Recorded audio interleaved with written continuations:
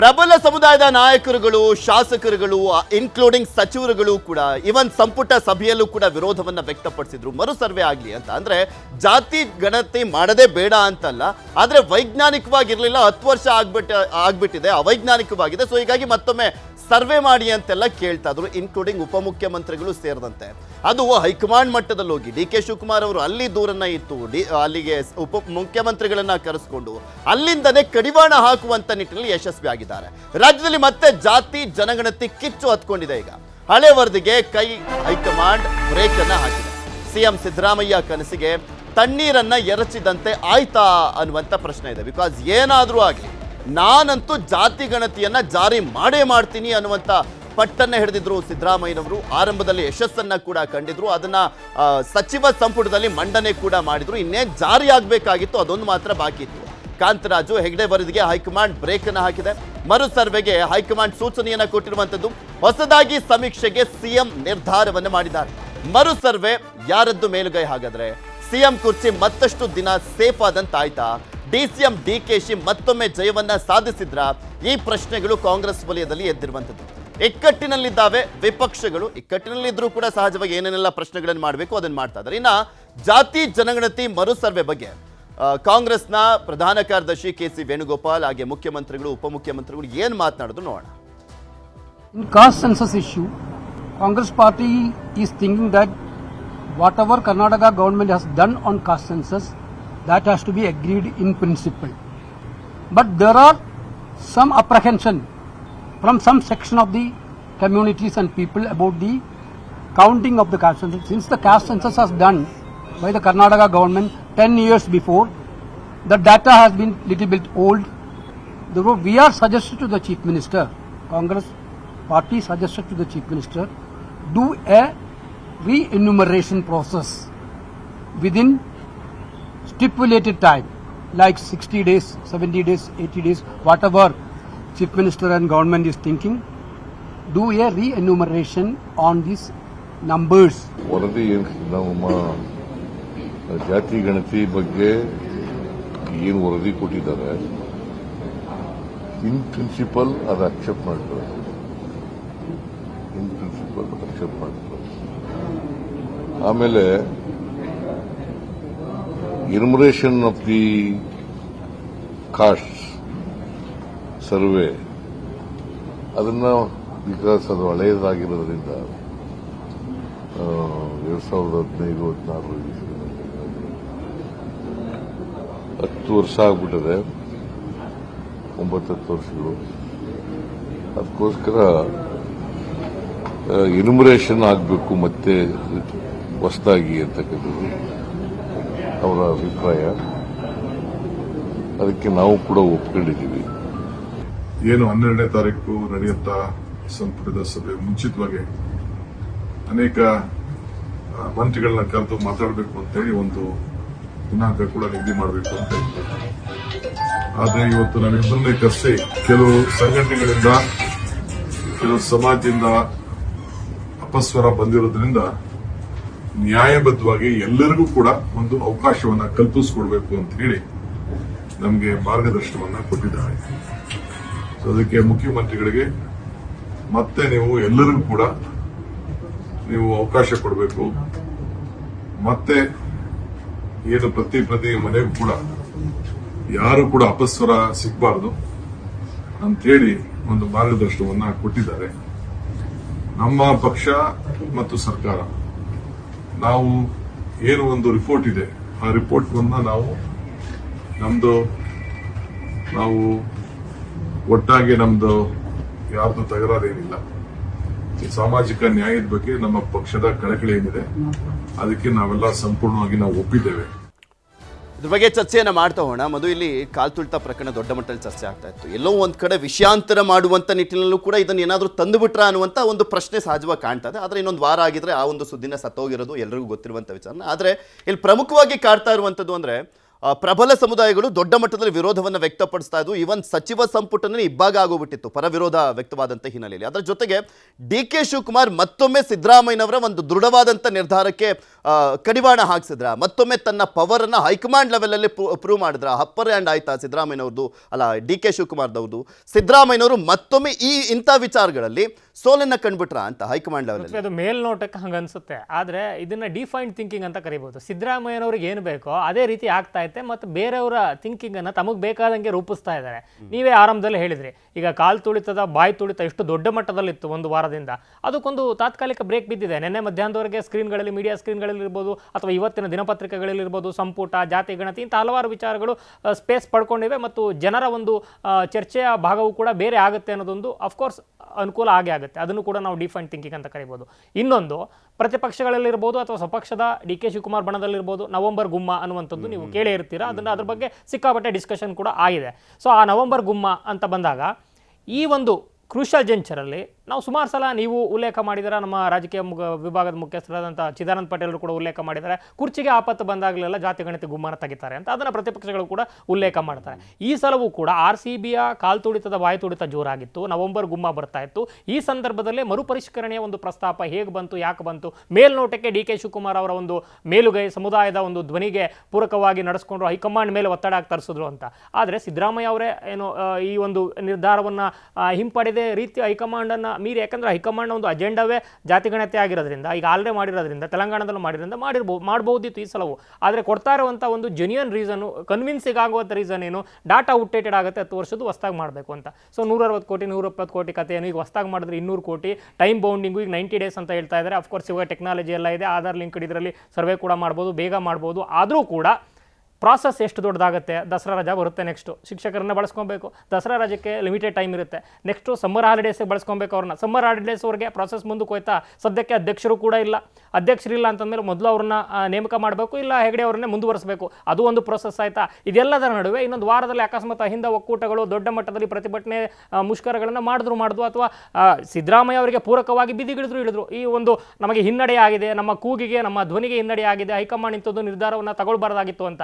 So ಆ ಮೂಲಕ ಸಿದ್ದರಾಮಯ್ಯ ಅವರು ಇದ್ರೆ ಮಾತ್ರ, ಮುಂದುವರೆದ್ರೆ ಮಾತ್ರ ಈ ಒಂದು ಜಾತಿ ಗಣತಿಗೆ ಒಂದು ಸ್ಪಷ್ಟ ಚಿತ್ರಣ ಸಿಗುತ್ತೆ, ನ್ಯಾಯ ಸಿಗುತ್ತೆ ಅನ್ನುವಂಥ ಒಂದು ಕೂಗಿಗೆ ಪ್ರಬಲವಾದ ಒತ್ತಾಸೆ ಕೂಡ ಸಿಗಬಹುದು. ಆ ಮೂಲಕ ಸಿದ್ದರಾಮಯ್ಯ ಅವ್ರಿಗೂ ಕೂಡ ಅನುಕೂಲ ಆಗ್ಬೋದು, ನವೆಂಬರ್ ಗುಮ್ಮ ಮುಂದಕ್ಕೆ ಹೋಗುತ್ತೆ. ಸೊ ಡಿ ಕೆ ಶಿವಕುಮಾರ್ ಮೇಲ್ನೋಟಕ್ಕೆ ಇಲ್ಲಿ ಮೇಲುಗೈ ಅಂತ ಕಂಡ್ರು ಕೂಡ ಎಲ್ಲೋ ಒಂದು ಕಡೆ ಸಿದ್ದರಾಮಯ್ಯ ಅವರಿಗೆ ಬೇಕಿರೋ ರೀತಿ ಡಿಫೈನ್ಡ್ ಥಿಂಕಿಂಗ್ ಅವರ ಪಾರ್ಟಿ ಒಳಗಡೆ ಆಗೋ ರೀತಿ ಅಥವಾ ಪಬ್ಲಿಕಲ್ಲಿ ಆಗೋ ರೀತಿ ಮಾಡ್ಕೊಂಡಿರ್ತದೆ.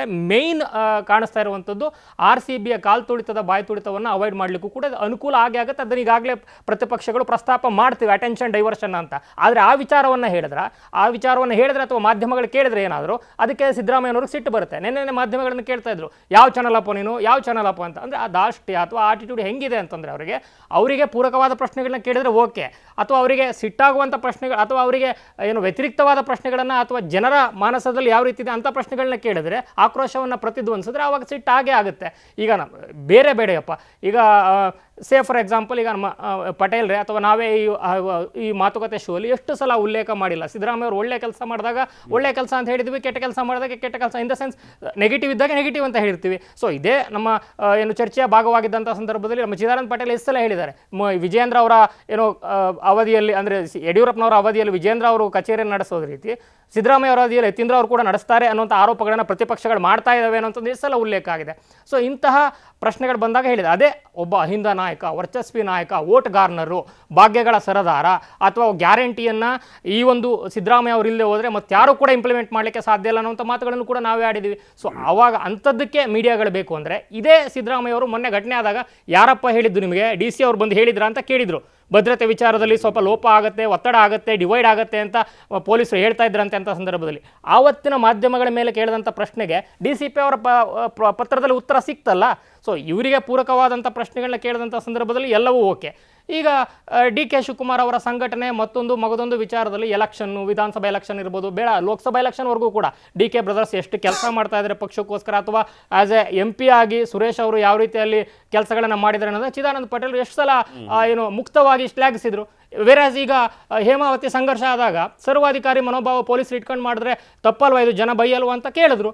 ಅಟ್ ದ ಸೇಮ್ ಟೈಮ್ ನೀವು ಕಾಲು ತುಳಿತ ಸಂದರ್ಭ ಆದಾಗ ಇಲ್ಲೆಲ್ಲ ಹಿಂಗೆ ಜನ ಸಾವು ನೋವಲ್ಲಿ ಸಾಯ್ತಾ ಇದ್ದಾರೆ, ನೀವು ಹೋಗಲ್ಲಿ ಕಪ್ಪಿಗೆ ಮುತ್ತಿಕ್ಕಿದ್ರೆ ಎಷ್ಟು ಸರಿ ಅಂತ ಪ್ರಶ್ನೆ ಮಾಡಿದ್ರು. ಹಾಗಾದರೆ ಪಟೇಲ್ರು ಇವತ್ತು ಇಲ್ಲಿ ಮಾತಾಡಿದ್ರು ಒಂದು ಮಾತ್ರಕ್ಕೆ ನಾಳೆ ಹೋಗಲ್ಲಿ ಮೈಕ್ ಹಿಡಿದು ಬಿಟ್ರೆ ಯಾವ ಚಾನಲ್ ಅಂತ ಕೇಳೋಕ್ಕಾಗತ್ತಾ? ಸೊ ಇವ್ರಿಗೆ ಪೂರಕ ಆಗಿರೋ ಪ್ರಶ್ನೆಗಳನ್ನ ಕೇಳಿದ್ರು, ಅಥವಾ ಇವರು ಪ್ರಶ್ನೆಗಳನ್ನ ಬದಲಾಯಿಸಿದ್ರು ಅಂದರೆ ಒಲವು ನಿಲುವು ಬದಲಾಯಿತು ಅಂತನ ಜನ ಏನು ಕೇಳ್ತಾರೆ, ಜನರ ನಡುವೆ ಯಾವ ಡಿಸ್ಕಷನ್ ಆಗ್ತಿದೆ ಅದನ್ನು ನಾವು ರಿಫ್ಲೆಕ್ಟ್ ಮಾಡಲೇಬೇಕಲ್ಲ. ಸೊ ಆ ಒಂದು ಮನಸ್ಥಿತಿಯನ್ನು ನಾವು ನೋಡಿದ್ರೆ, ಇದನ್ನೆಲ್ಲ ಹೇಳಿದ್ರೆ ಅಟೆನ್ಷನ್ ಡೈವರ್ಷನ್ನ ಅಂತ ಪ್ರತಿಪಕ್ಷಗಳಾಗಲಿ ಜನರಾಗಲಿ ಅಥವಾ ಯಾರಾದರೂ ಕೇಳಿದ್ರೆ ಸಿಟ್ಟಾಗುತ್ತೆ ಸಿದ್ದರಾಮಯ್ಯ ಅವರಿಗೆ. ಆದರೆ ಅಟೆನ್ಷನ್ ಡೈವರ್ಷನ್ನ ಭಾಗವೂ ಹೌದು ಅನ್ನೋ ರೀತಿ ಕಾಣಿಸ್ತಾ ಇದೆ ಮೇಲ್ನೋಟಕ್ಕೆ. ಆ ಒಂದು ಹಿನ್ನೆಲೆಯಲ್ಲೂ ಕೂಡ ನೋಡಬೇಕಾಗತ್ತೆ. ಮತ್ತು ಈ ಒಂದು ನವೆಂಬರ್ ಗುಮ್ಮವನ್ನು ಮುಂದೂಡಲಿಕ್ಕೂ ಕೂಡ ವೈಯಕ್ತಿಕವಾಗಿ ಬಳಸ್ಕೋಬಹುದು ಸಿದ್ದರಾಮಯ್ಯ ಕ್ಯಾಂಪ್ ಈ ಒಂದು ಜಾತಿ ಗಣತಿ ಅಥವಾ ಅವರ ಬೆನ್ನೆಲುಬಾಗಿ ನಿಂತಿರುವಂತಹ ಏನು ಅಹಿಂದ ವರ್ಗ ಅನ್ನುವಂಥ ಒಂದು ನಿಟ್ಟಿನಲ್ಲೂ ಕೂಡ ನೋಡಬೇಕಾಗುತ್ತೆ. ಸೊ 10 ಏನು ಆಯಾಮಗಳು ನೋಡಿದಂಥ ಸಂದರ್ಭದಲ್ಲಿ ಇದರಲ್ಲಿ ಮೇಲ್ನೋಟಕ್ಕೆ ಸಿದ್ದರಾಮಯ್ಯ ಅವರಿಗೆ ಹಿನ್ನಡೆ ಆಯಿತು ಅಂತ ಕಂಡರೂ ಕೂಡ ಒಳಗೊಳಗೆ ಪೂರಕವಾಗಿ ಹೈಕಮಾಂಡ್ ಮನೆಯಲ್ಲಿ ಈಗ ಇವರು ಏನು ರಿಪೋರ್ಟ್ಗಳನ್ನು ಕೊಟ್ಟು ಬಂದು ಹೋದಾದ್ಮೇಲೆ ಸಿದ್ದರಾಮಯ್ಯ ಅವರ ಅನಿವಾರ್ಯತೆ ಪಕ್ಷಕ್ಕೂ ಇದೆ, ಹೈಕಮಾಂಡ್ಗೂ ಇದೆ, ಇಲ್ಲಿನ ಶಾಸಕರುಗಳಿಗೂ ಇದೆ. ಅವರಷ್ಟು ವೋಟ್ ಗಾರ್ನರ್ ಮತ್ತೆ ಯಾರು ನಾಯಕರಿಲ್ಲ. DK ಶಿವಕುಮಾರ್ ಸುದ್ದಿಗೋಷ್ಠಿಗೆ ಇವತ್ತು ಮಾತನಾಡ್ತಾ ಇರ್ಬೋದು ಅಥವಾ ಅವರ ಸಮುದಾಯಕ್ಕೆ ಮೆಸೇಜ್ ಕೊಡಲಿಕ್ಕೆ ಮಾತನಾಡ್ತಾ ಇರ್ಬೋದು. ಬಟ್ ವೆರಾಸ್ ಇದರ ಒಂದು ಲಾಂಗರ್ ಇಂಪ್ಲಿಕೇಶನ್ ಪೊಲಿಟಿಕಲಿ ಬೇರೆ ರೀತಿ ಇದೆ. ಮತ್ತು RCB ಇವತ್ತು ಕೂಡ ವಿಚಾರಣೆ ನಡೀತಾ ಇದೆ. ವಿಚಾರಣೆ ನಡೀತಾ ಇರುವಂಥ ಸಂದರ್ಭದಲ್ಲಿ ಜಾತಿ ಗಣತಿ, ಮರು ಜಾತಿ ಗಣತಿ, ಪ್ರತಿಪಕ್ಷಗಳ ಆಕ್ಷೇಪ, ದುಡ್ಡು ವೆಚ್ಚ ಆಯಿತು, ವೇಸ್ಟ್ ಆಯಿತು, ಮುಂದಕ್ಕೆ ಏನು ಮಾಡ್ತಾರೆ, ಟೈಮ್ ಬೌಂಡಲ್ಲಿ ಹೆಂಗೆ ಮಾಡ್ತಾರೆ, ಇಂಥ ಪ್ರಶ್ನೆಗಳನ್ನು ಕೇಳ್ತಾ ಪ್ರತಿಪಕ್ಷಗಳು ಬರ್ತಾ ಇದ್ದಾವೆ. ಮಾಧ್ಯಮಗಳಲ್ಲೂ ಕೂಡ ಸ್ಕೋಪ್ ಮತ್ತು ಸ್ಪೇಸ್ ಚೇಂಜ್ ಆಗಿದೆ. ಇದರ ಲಾಭ ಪ್ರತ್ಯಕ್ಷವಾಗಿ ಪರೋಕ್ಷವಾಗಿ ಹೇಗಾಗುತ್ತೆ ಸರ್ಕಾರಕ್ಕೆ ಅನ್ಪಾಪ್ಯುಲರ್ ಆಗಿರುವಂಥ RCB ಪ್ರಕರಣದಲ್ಲಿ ಅನ್ನೋದು ಕೂಡ ನಿಷ್ಕರ್ಷಕ್ಕೆ ಬಿಡಬಹುದು.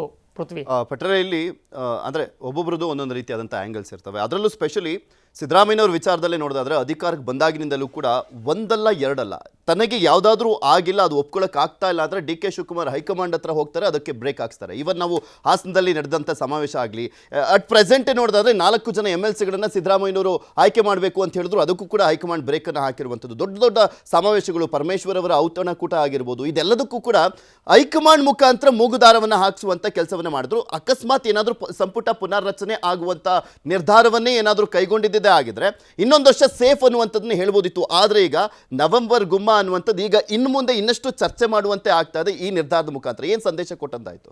ನಿಮಗೆ ಕಾಂತರಾಜ್ ವರದಿ ಮೂಲ ದಾಖಲೆಗಳು ಕೂಡ ಕಳೆದೋಗಿದ್ದು, ಅದು HD ಕುಮಾರಸ್ವಾಮಿ ಸರ್ಕಾರದ ಅವಧಿಯಲ್ಲಿ ಅಂತೇಳಿ ಇವರು ಆರೋಪವನ್ನು ಮಾಡ್ತಾರೆ. ನಂತರ ಬಂದಂಥ ಜಯಪ್ರಕಾಶ್ ಹೆಗಡೆ ಅವರು ಆ ಡಾಟಾವನ್ನು ಇಟ್ಕೊಂಡು ಹೊಸ ವರದಿಯನ್ನು ತಯಾರಿ ಮಾಡಿ ಸರ್ಕಾರಕ್ಕೆ ಕೊಟ್ಟರು.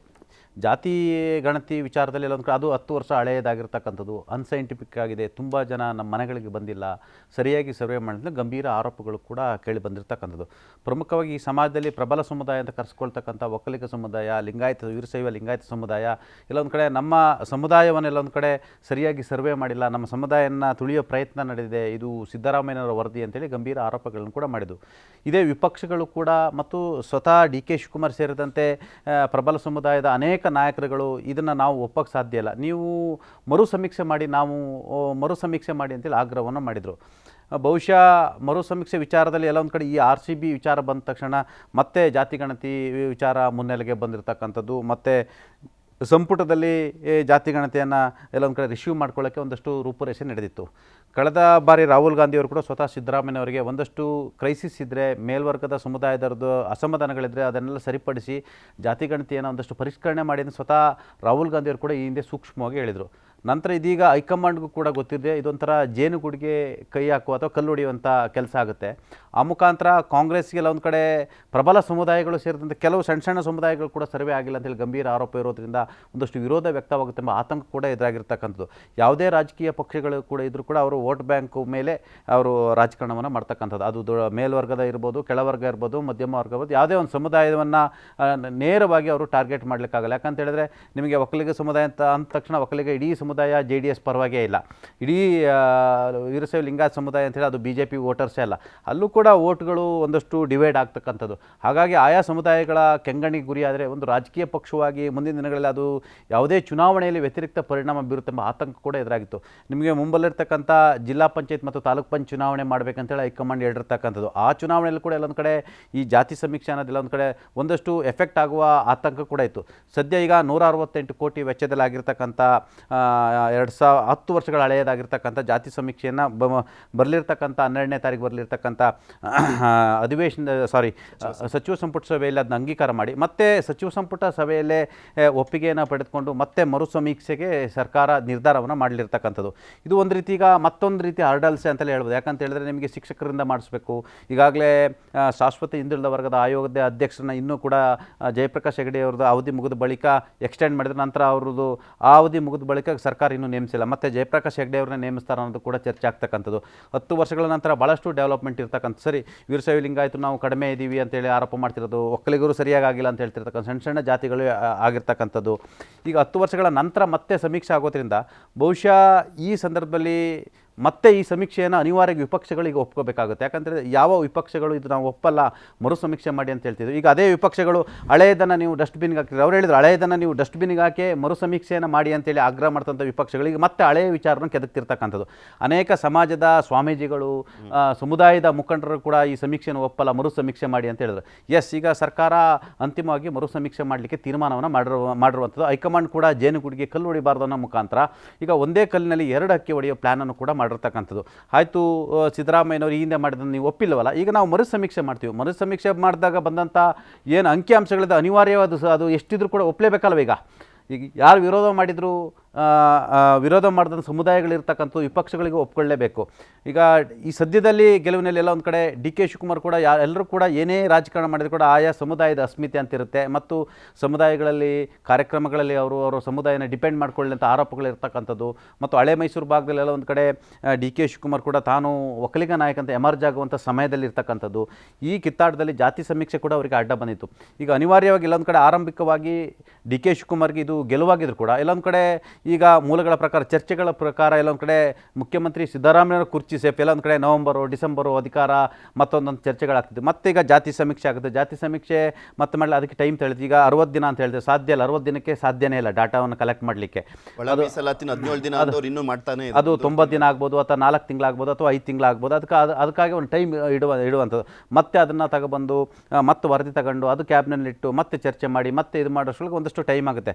ಮತ್ತೀಗ ಕೇಂದ್ರ ಸರ್ಕಾರ ಕೂಡ ಈಗ ಜನಗಣತಿ ಮಾಡಲಿಕ್ಕೆ ಹೊರಟಿರ್ತಕ್ಕಂಥದ್ದು. ಹಾಗಾಗಿ ಎಲ್ಲೊಂದು ಕಡೆ ಇವೆರಡು ಕ್ಲಾಶ್ ಆಗುತ್ತಾ ಅನ್ನೋದು ಕೂಡ ಚರ್ಚೆ ಆಗ್ತದೆ. ಒಂದು ವೇಳೆ ಮರು ಸಮೀಕ್ಷೆ ಮಾಡೋಕೆ ಹೋಗಿ ಯಾರಾದರೂ ಕೋರ್ಟಿಗೆ ಏನಾದರೂ ನಿಮಗೆ ಸಾರ್ವಜನಿಕ ಹಿತಾಸಕ್ತಿ ಅರ್ಜಿ ಹಾಕಿದ್ರೆ, ಈಗ ಕೇಂದ್ರ ಸರ್ಕಾರ ಜನಗಣತಿಯನ್ನು ಮಾಡ್ತಿರ್ತಕ್ಕಂಥದ್ದು, ರಾಜ್ಯ ಸರ್ಕಾರ ಕಡೆ ಈಗ ಮುಂದಾಗಿದೆ ಅನ್ನೋ ಮುಖಾಂತರ ಎಲ್ಲೊಂದು ಕಡೆ ದುಂದು ವೆಚ್ಚ ಅಂತ ಕೋರ್ಟು ಮೊರೆ ಹೋಗುವ ಸಾಧ್ಯತೆ ಕೂಡ ಇರ್ತಕ್ಕಂಥದ್ದು. ಒಟ್ಟಾರೆ ಇದೊಂಥರ ಹೈಕಮಾಂಡ್ ಕೂಡ ಎಲ್ಲೊಂದು ಕಡೆ ಮೇಲ್ವರ್ಗದ ಸಮುದಾಯವನ್ನು ಎದುರಾಕೊಳ್ಳೋಕ್ಕೆ ರೆಡಿ ಇಲ್ಲ, ಮತ್ತು ಜೇನುಗೂಡಿಗೆ ಕಲ್ಲುಡಿಯೋಕ್ಕೂ ಕೂಡ ರೆಡಿ ಇಲ್ಲ. ಇದೊಂಥರ ಆರಂಭದಲ್ಲಿ ಇದೆಲ್ಲೊಂದು ಕಡೆ ಸಿದ್ದರಾಮಯ್ಯನವರಿಗೆ ಇದೊಂಥರ ಹಿನ್ನಡೆ ಅಂತ ಅಂದರೂ ಕೂಡ ಪರೋಕ್ಷವಾಗಿ ಇದು ಸಿದ್ದರಾಮಯ್ಯನವರಿಗೆ ಎಲ್ಲೊಂದು ಕಡೆ ಅನುಕೂಲ ಆಗುವಂಥ, ಒಂದು ಕಡೆ ಈಗಾಗಲೇ ಅವರ ಮುಖ್ಯಮಂತ್ರಿ ಬದಲಾವಣೆ ಅನ್ನೋ ಕುರ್ಚಿ ಏನು ಚರ್ಚೆ ಆಗ್ತದೆ, ಅದು ಒಂದು ಪರೋಕ್ಷವಾಗಿ ಸೇಫ್ ಅನ್ನೋ ಒಂದು ಲೆಕ್ಕಾಚಾರ. ಮತ್ತೊಂದು ಕಡೆ ಮುಂದೆ ಬರ್ತಕ್ಕಂಥ ಏನು ಮರು ಸಮೀಕ್ಷೆ ವರದಿಯನ್ನು ಎಲ್ಲರೂ ಒಪ್ಕೊಳ್ತಾರಾಗ, ಎಲ್ಲರೂ ಒಪ್ಕೊಳ್ಬೇಕು. ಈಗ ಅಹಿಂದ ಸಮುದಾಯದ ಕೂಡ ಈಗ ಮೊದಲು ತರಲ್ಲ, 10 ವರ್ಷದ ನಂತರ ಅವರು ಕೂಡ ಜಾಸ್ತಿ ಆಗಿದ್ದಾರೆ.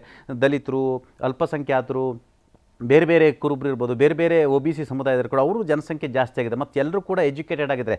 ಈಗ ಆಯಾ ಕಮ್ಯುನಿಟಿಯಲ್ಲಿ ಏನು ಮಾಡ್ತಾರೆ, ಮತ್ತೆ ಮರು ಸಮೀಕ್ಷೆ ಆಗೋದ್ರಿಂದ ಎಲ್ಲರೂ ಕೂಡ ಕಮ್ಯುನಿಟಿ ಥ್ರೂ ಎಲ್ಲರೂ ಕೂಡ ಅವೇರ್ನೆಸ್ ಮಾಡೋ ಮುಖಾಂತರ ಒಂದಷ್ಟು ಜಾತಿ ಸಮೀಕ್ಷೆ ಒಂದಷ್ಟು ಅಂದರೆ 100% ಇಲ್ಲಿ ಓವರಲ್ ಆಗಿ ನೋಡ್ತಾ ಇದ್ರೆ ಸಿದ್ದರಾಮಯ್ಯನವ್ರಿಗೆ ಎಲ್ಲೋ ಒಂದು ಕಡೆ ಮುಜುಗರ ಆಗಿಲ್ವಾ ಈ ವಿಚಾರ ಅಂತ? ಬಿಕಾಸ್ ನಾಳೆನೇ ವಿಶೇಷ ಸಚಿವ ಸಂಪುಟ ಇದಕ್ಕೆ ಅಂತಲೇ ಅಲ್ಲಿ ಡಿಸೈಡ್ ಆಗಿದ್ದು, ಇದಕ್ಕೆ ಅಂತಲೇ ಅಲ್ಲಿ ರಿಸರ್ವ್ ಆಗಿರುವಂಥ ಸಂದರ್ಭದಲ್ಲಿ ಅಲ್ಲಿ ಚರ್ಚೆ ಮಾಡಿ ಸಚಿವರು ಹೇಳಿದ್ರಪ್ಪ, ಅದಾದಮೇಲೆ ನಾನು ಒಪ್ಕೊಂಡೆ, ಆ ಸಚಿವರ ಮಾತುಗಳಿಗೆ ಒಂದು ಮನ್ನಣೆಯನ್ನು ಕೊಡಬೇಕಾಯ್ತು. ಸೊ ಹೀಗಾಗಿ ಎಲ್ಲರ ನಿರ್ಧಾರಕ್ಕೆ ನಾನು ಬದ್ಧ ಅಂತ ಸಿದ್ದರಾಮಯ್ಯನವ್ರು ಹೇಳಿದ್ರು ಒಂಥರ. ಆದರೆ ಅಲ್ಲಿಗೆ ಕರೆಸ್ಕೊಂಡು ಹೈಕಮಾಂಡ್ ಅವರೇ ಬಂದು ಹೇಳಿ ಆ ಕಡೆ ಈ ಕಡೆ ಸಿದ್ದರಾಮಯ್ಯನವ್ರನ್ನ ಮತ್ತೊಂದು ಕಡೆ ಉಪಮುಖ್ಯಮಂತ್ರಿಗಳನ್ನ ನಿಲ್ಸ್ಕೊಂಡು ಹೇಳಿದ್ದು ನೋಡಿದ್ರೆ ಎಲ್ಲೊಂದು ಕಡೆ ಹಿಂದೆ ನಾವು ನೋಡ್ತಾ ಇದ್ವಲ್ಲ, ಸಿದ್ದರಾಮಯ್ಯನವ್ರ ಆ ಸ್ಟೇಚರು, ಆ ಕಡಕ್ನೆಸ್ಸು, ನಾನು ಹೇಳಿದ್ದೆ ಸರಿ, ನಾನು ಹೇಳಿದ್ದೆ ನಡೆಯುವಂಥದ್ದು ಅನ್ನುವಂಥ ರೀತಿಯ ಏನು ನಡೆಯಿತ್ತು, ಅದಕ್ಕೊಂಥರ ಬಾಲ ಕಟ್ ಮಾಡ್ದಂತ ಆಗಿಲ್ವಾ? ಅಂದರೆ ಅದು ಹೇಳೋದು ಮಾತು ಸರಿ ಇಲ್ಲ ಅಂತ ಕಾಣಿಸುತ್ತೆ.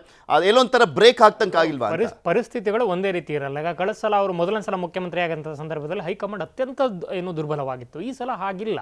ಯಾಕಂದರೆ ಇಲ್ಲಿನ ಒಬ್ಬ ಒಬ್ಬ ಪ್ಲೇಯರ್ ಹೌದು, ರೆಫ್ರಿನ ಹೌದು, ಖರ್ಗೆ ಅವರಿದ್ದಾರೆ, ಜೊತೆಗೆ ರಾಹುಲ್ ಗಾಂಧಿ ಅವರಿಗೆ ಒಂದಷ್ಟು 100 ಸ್ಥಾನಗಳ ಶಕ್ತಿಯೂ ಇದೆ, ಕೂಡ ಒಂದು ಪ್ರಬಲ ನಾಯಕರಾಗಿ ಹೊರಹೊಮ್ಮುವಂಥ ಒಂದು ಲಕ್ಷಣಗಳನ್ನು ಕೂಡ ಆಗಾಗ ತೋರಿಸ್ತಾ ಇರೋದ್ರಿಂದ ಸಂಪೂರ್ಣವಾಗಿ ಮತ್ತು ಸಿದ್ದರಾಮಯ್ಯ ಅವರಿಗೆ ಇಲ್ಲಿ ಡಿ ಕೆ ಶಿವಕುಮಾರ್ ಅನ್ನುವಂಥ ಒಂದು ಚೆಕ್ಮೇಟ್ ಕೂಡ ಇರೋದ್ರಿಂದ ತಾನು ನಡೆದಿದ್ದೇ ಹಾದಿ ಅಂತ ಹೋಗ್ಲಿಕ್ಕೆ ಸಾಧ್ಯ ಇಲ್ಲ. ಮತ್ತು ಅವರು ನೀವು ಹೇಳಿದಂತೆ ಹಿನ್ನಡೆ ಆದಂಗೆ ಆಗಲಿಲ್ವಾ ಅಂತ ಅನ್ಕೊಂಡ್ರೆ ಹಂಗೆ ಹೇಳಕ್ಕೆ ಆಗಲ್ಲ. ಸಿದ್ದರಾಮಯ್ಯ ಅವರು ಅವತ್ತು ಏನು ಮೊದಲ ಅವಧಿಯಲ್ಲಿ ಸಂಪೂರ್ಣವಾಗಿ ಸೋತಂಥ ಸಂದರ್ಭದಲ್ಲಿ ಕುಮಾರಸ್ವಾಮಿ ಅವ್ರ ಮನೆಗೆ ಹೋದ ಸಂದರ್ಭದಲ್ಲಿ ಕೈ ಕಟ್ಕೊಂಡು ನಿಂತಿದ್ರು, ಅದು ದೊಡ್ಡ ಹಿನ್ನಡೆ ಅಲ್ವಾ ಅಂತ ವಿಶ್ಲೇಷಣೆಗಳಾದವು. ಬಟ್ ಅದಾದ್ಮೇಲೆ ಯಾವ ರೀತಿ ಕಂಬ್ಯಾಕ್ ಆದರು. ಸೊ ಸಿದ್ದರಾಮಯ್ಯ ಅವರ ಇಡೀ ರಾಜಕೀಯ ಇತಿಹಾಸ, ಅವರ ಒಂದು ವೃತ್ತಿ ಜೀವನವನ್ನು ನೋಡಿದಂಥ ಸಂದರ್ಭದಲ್ಲಿ ತುಂಬ ದೂರ ಬೇಡಪ್ಪ, ಮೊನ್ನೆ ಹೋದಂಥ ಹರಿಪ್ರಸಾದ್ ಅವರು ಯಾವ ರೀತಿ ಬಾಯಿ ಬಂದಾಗ ಸಮಾವೇಶಗಳನ್ನು ಮಾಡ್ಕೊಂಡು ಬೈದು ಹಾಕಿದ್ರು ಸಿದ್ದರಾಮಯ್ಯ ಅವರಿಗೆ. ಅವ್ರ ಮನೆ ಮುಂದೆ ಹೋದಂಥ ಸಂದರ್ಭದಲ್ಲಿ ಅದು ಹಿನ್ನಡೆ ಅಂತ ಹೇಳಕ್ಕಾಗತ್ತಾ? ಅದರಲ್ಲೊಂದು ತಂತ್ರಗಾರಿಕೆ ಇರುತ್ತೆ. ಸೊ ಇಲ್ಲೂ ಕೂಡ ಮುಂದಕ್ಕೆ ಹೋಗ್ತಾ ಇರುವಂಥದ್ರಲ್ಲಿ, ಮರು ಸಮೀಕ್ಷೆ ಆಗ್ತಾ ಇರುವಂಥದ್ರಲ್ಲಿ, ಮರುಗಣತಿ ಆಗ್ತಾ ಇರುವಂಥದ್ರಲ್ಲಿ ಒಂದು ವಾಟ್ ವಿ ಕಾಲ್ ಒಂದು ತಂತ್ರಗಾರಿಕೆ ಕಾಣಿಸ್ತಾ ಇದೆ ಅಂತ ನನಗನ್ನಿಸ್ತಾ ಇದೆ. ಸೊ ಈ ಮೂಲಕ ಅವರ ಒಂದು ಕುರ್ಚಿಯ ಕಿತ್ತಾಟಕ್ಕೆ ಸ್ವಲ್ಪ ತಾತ್ಕಾಲಿಕ ವಿರಾಮ ಆಗುತ್ತೆ,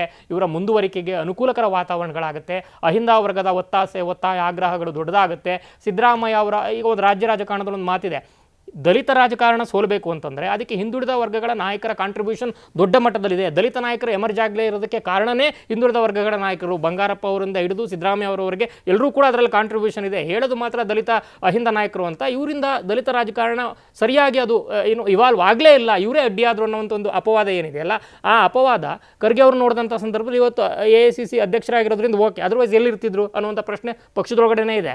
ಸೊ ಆ ರೀತಿ ಮಾತುಗಳು, ಆ ರೀತಿ ಒಂದು ಏನು ತಂತ್ರಗಾರಿಕೆಯನ್ನು ನೋಡಿದಂಥ ಸಂದರ್ಭದಲ್ಲಿ ಇದನ್ನು ಕೂಡ ಹಿನ್ನಡೆ ಅಂತ ಕರೆಯೋಕ್ಕಾಗಲ್ಲ. ಆದರೆ ಇದನ್ನು ಹೇಳಕ್ಕೆ ಹೋದರೆ ಬಹುಶಃ ಏನು ಈಗ ಸಿದ್ದರಾಮಯ್ಯ ಅವರಿಗೆ ಸಿಟ್ಟು ಬರ್ಬೋದು, ಅಥವಾ ಯಾರಾದರೂ ನೇರವಾಗಿ ಏನು ಫೀಲ್ಡಲ್ಲಿರುವಂಥ ಪತ್ರಕರ್ತರು ಮೈಕಿಡಿದಂಥ ಸಂದರ್ಭದಲ್ಲಿ ಪಟೇಲರಿಗೆ ಆ ಧೈರ್ಯ ಇದೆ, ಕೇಳ್ತಾರೆ ಯಾರನ್ನಾದ್ರು, ಬೇರೆ ಯಾರಾದರೂ ಚಿಕ್ಕ ಪುಟ್ಟ ಏನು ಪತ್ರಕರ್ತರು ಕೇಳಿದ್ರೆ, ಮಾಧ್ಯಮದವ್ರು ಕೇಳಿದ್ರೆ, ಹೇಳಿ ಯಾವ ಚಾನಲ್ ಅಪ್ಪ ನೀನು, ನಿಂಗೆ ಹೇಳಿದ್ರಪ್ಪ ಅಂತ ಕೇಳ್ತಾರೆ.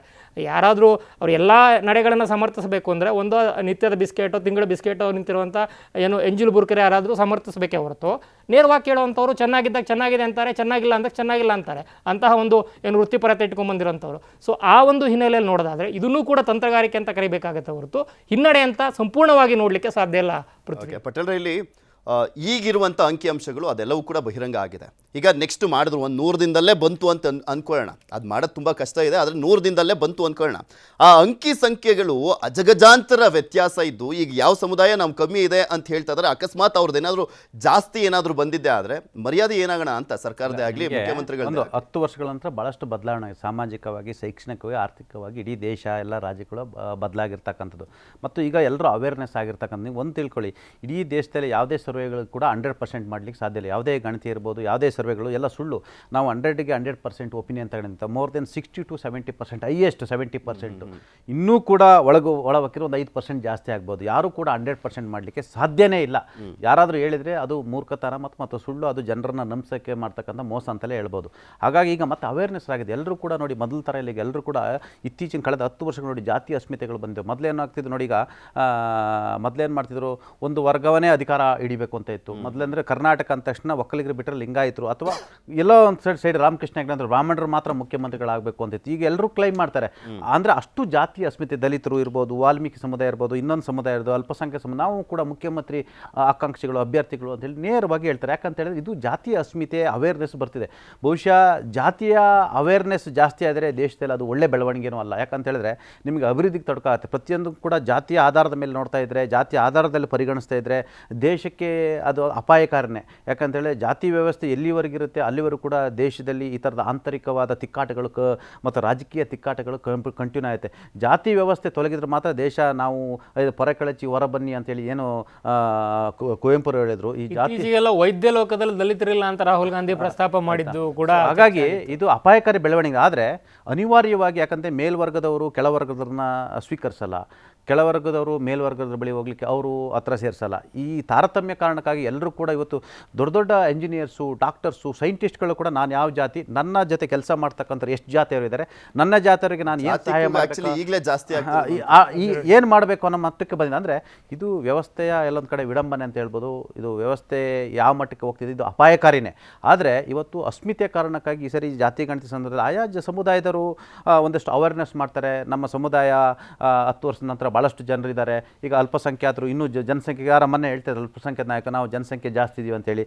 10 ವರ್ಷಗಳ ನಂತರ ಭಾಳಷ್ಟು ಬೆಳವಣಿಗೆಗಳಾಗಿದ್ದಾವೆ, ಜನಸಂಖ್ಯೆ ಕೂಡ ಜಾಸ್ತಿ ಆಗಿರ್ತಕ್ಕಂಥ. ಹಾಗಾಗಿ ಈಗ ಎಷ್ಟು ಮಟ್ಟಿಗೆ ಈ ಸಮೀಕ್ಷೆಯನ್ನು ಸೈಂಟಿಫಿಕ್ ಆಗಿ ಎಷ್ಟು ಮಟ್ಟಿಗೆ ಮಾಡ್ತಾರೆ ಅಂತ ಕಾಣಬೇಕು. ನಾನು ನಿಮ್ಗೊಂದು ಮಾತಾಡಿದೆ, 100% ಸಾಧ್ಯನೇ ಇಲ್ಲ, 80% ಸಾಧ್ಯ ಇಲ್ಲ. ಅಲ್ಲ, ಆಕ್ಚುಲಿ ಸಿದ್ದರಾಮಯ್ಯನವ್ರು ಮುಂಚೆ ಹೇಳಿದ್ದೆ ಇದು ಗಣತಿಯಲ್ಲ, ಸಾಮಾಜಿಕ ಆರ್ಥಿಕ ಶೈಕ್ಷಣಿಕ ಸಮೀಕ್ಷೆ ಅಂತ ಹೇಳಿದ್ರು. ಬಟ್ ಇವಾಗ ನಿನ್ನೆಯಿಂದಲೂ ಮಾತನಾಡ್ತಾ ಇರುವಂಥ ಸಂದರ್ಭದಲ್ಲಿ ಅವರು ಸ್ಪಷ್ಟವಾಗಿ ಹೇಳ್ತಾ ಇದ್ದಾರೆ ಜಾತಿ ಗಣತಿನೇ ಮಾಡಬೇಕು ಅನ್ನುವಂಥ ನಿಟ್ಟಿನಲ್ಲಿ ನೋಡೋದಾದ್ರೆ, ಹಾಗಾದ್ರೆ ಈ ಸಮೀಕ್ಷೆ ಸಾಮಾಜಿಕ ಶೈಕ್ಷಣಿಕ ಆರ್ಥಿಕವನ್ನ ಹೊರತುಪಡಿಸಿ ಜಾತಿ ಗಣತಿಗೆ ಕಂಪ್ಲೀಟ್ ಆಗಿ ಡೆಡಿಕೇಟ್ ಆಗುತ್ತಾ ಅಂತ.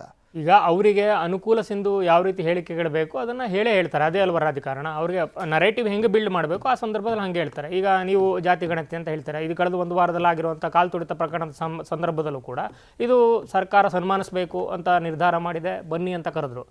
ಅದು ಪೋಸ್ಟಲ್ ಆಯಿತು. ಅದಾದಮೇಲೆ ಬಂದಮೇಲೆ ಗಲಾಟೆ ಆದಮೇಲೆ ಸರ್ಕಾರಕ್ಕೂ ನಮಗೂ ಸಂಬಂಧ ಇಲ್ಲ ಅಂತಂದರು. ಹಂಗಂದ್ಮೇಲೆ ಸರ್ಕಾರಕ್ಕೂ ನಮಗೆ ಸಂಬಂಧ ಇಲ್ಲ ಮೇಲೆ ವಿಧಾನಸೌಧ ಮೆಟ್ಲ ಮೇಲೆ ಕಾರ್ಯಕ್ರಮ ಯಾಕಾಯಿತು ಅನ್ನೋ ಪ್ರಶ್ನೆ ಬಂತು. ಕಾರ್ಯಕ್ರಮ ಆಗೋದಾದರೆ ಪ್ರೈವೇಟ್ ಅವ್ರಿಗೆಲ್ಲರಿಗೂ ಸಿಗೋದಾದರೆ ದಲಿತ ಸಂಘಟನೆಗಳ ಪ್ರೊಟೆಸ್ಟ್ಗೆ, ಕನ್ನಡ ಪರ ಸಂಘಟನೆಗಳ ಪ್ರೊಟೆಸ್ಟ್ಗೆ ವಿಧಾನಸೌಧ ಮೆಟ್ಲು ಕೊಟ್ಬಿಡ್ತಾರೆ.